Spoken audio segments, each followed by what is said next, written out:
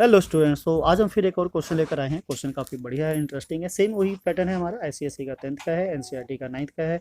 और काफ़ी competitive exam में ऐसे इस टाइप के क्वेश्चंस आते रहते हैं कि find the value of A, find the value of P, find the value of A B. ठीक है कि तो वेरिएबल कुछ भी हो सकता है। हमारे पास जो स्टेटमेंट होता है बेसिकली यही डिवाइड करने वाला होता है, उससे हमारे पास एक रिमाइंडर आता है और ऐसे सिचुएशन हमारे पास गिवन होती है। तो क्वेश्चन कुछ इस तरीके से कहना चाह रहा है यहाँ पे। पहले हम इसको समझ लेते हैं, देखते हैं क्या कहना चाह रहा है।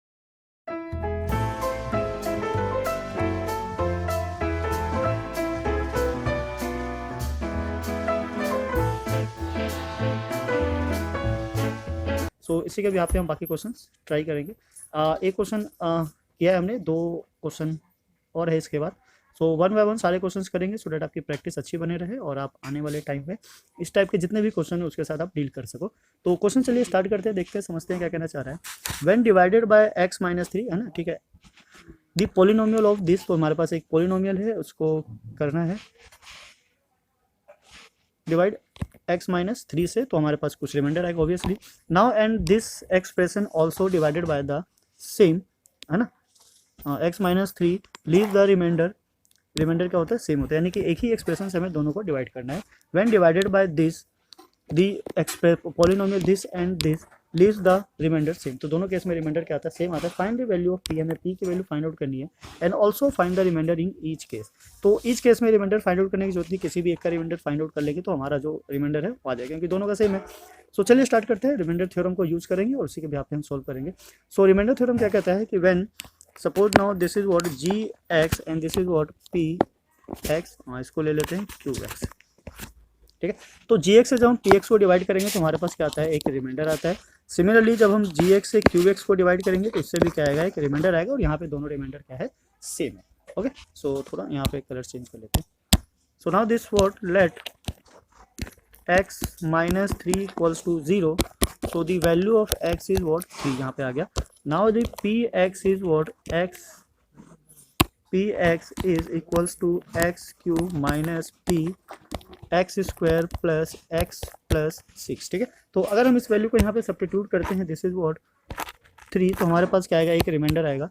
तो ना उस रिमाइंडर को हम फाइंड आउट कर लेते हैं। यहाँ पे सब्स्टिट्यूट किया हमने, 3 power 3 minus P 3 power 2, this is what 3 power 2 plus 3 plus 6, तो cube of 3 is what 27 minus square of 3 is 9p plus ये भी क्या हो गया हमारा 9। नाउ इनको ऐड करेंगे, so this is what 36 minus 9p, this is what statement 1, ठीक है।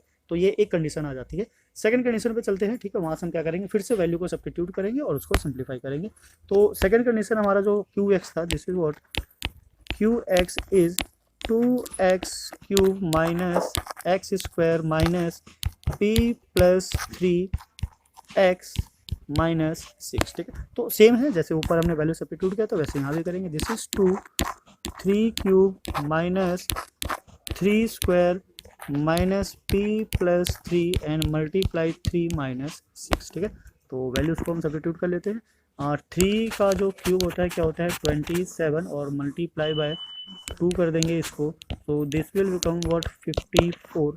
तो ये आ गया हमारा 54 माइनस 9, माइनस इसको ओपन कर लेते हैं, तो ये आ गया हमारा 3p और minus 9 minus 6, so this is what 54 minus 9 हो गया हमारा 18, और this is what 24 minus 3p, और ये माइनस और कितना हो गया 30 minus 3p। So now this will be the another remainder, ठीक है। तो ये दो स्टेटमेंट आ गई हमारी। Now according to the question, जो क्वेश्चन था उसके अकॉर्डिंग टू दी क्वेश्चन, जो दोनों के रिमाइंडर है वो क्या होने चाहिए, सेम होने चाहिए, है ना। डेट मीन्स कि अगर हम बात करें इसकी, तो ये कहना चाह रहा है कि P3 this should be equals to Q3, right. तो ऊपर जो P3 था क्या था 36 minus 9p equals to 30 minus 3p, ठीक है। अब इसको सिंप्लीफाई करने के लिए आप जो जो मतलब पैटर्न या फिर वे यूज़ कर सकते हो, you are free to use any way. ये पूरी इक्वेशन डिविजिबल है किससे, 3 से डिवाइड कर लेते हैं, ठीक है, या तो उसको शिफ्ट कर लेते हैं। चलो पहले शिफ्ट ही कर लेते हैं। 36 ले लिया हमने इधर, 30 शिफ्ट किया इधर, माइनस 3p और 9p को उधर लेके गए, तो ये हो गया हमारा प्लस 6, 9p हो तो माइनस करके 6 आ गया 9p, यह आ गया हमारा 6 and this is equals to what 6p, और 6 cancel, so the value of p is what 1। तो यहाँ से जो p की वैल्यू हमारी क्या आ जाती है 1 आ जाती है। अब हमें क्या फाइंड आउट करना है, reminder in the same case. तो we can say what the reminder in each case, है ना। तो वैसे ईच केस की जरूरत नहीं है, किसी भी एक केस में डाल देते हैं ना। रिमाइंडर यहाँ पे ये भी है और ये भी है, तो जो आपको इजी लगे, छोटा लगे उसको ले लो। हम ये ले लेते हैं 30 माइनस 3 मल्टीप्लाई पी की वैल्यू क्या है 1, so this is what 30 minus 3, this should be was 27, so the remainder is what 27 and the value of p is what 1, so this will be the required solution of the given question. ठीक है, तो इस तरीके से हम आराम से इस टाइप के क्वेश्चंस को सॉल्व कर सकते हैं। सो आई होप आपको ये समझ में आया होगा। तो देखिए हमारे पास एक और क्वेश्चन है हमारे पास ये, तो ये क्वेश्चन हम सॉल्व करेंगे नेक्स्ट वीडियो में, या फिर आप चाहो तो एज अ होमवर्क इसको सॉल्व कर सकते हो। तो फिर हम मिलते हैं फिर नेक्स्ट वीडियो में, जब तक के लिए जय हिंद, जय भारत, थैंक्स फॉर वॉचिंग।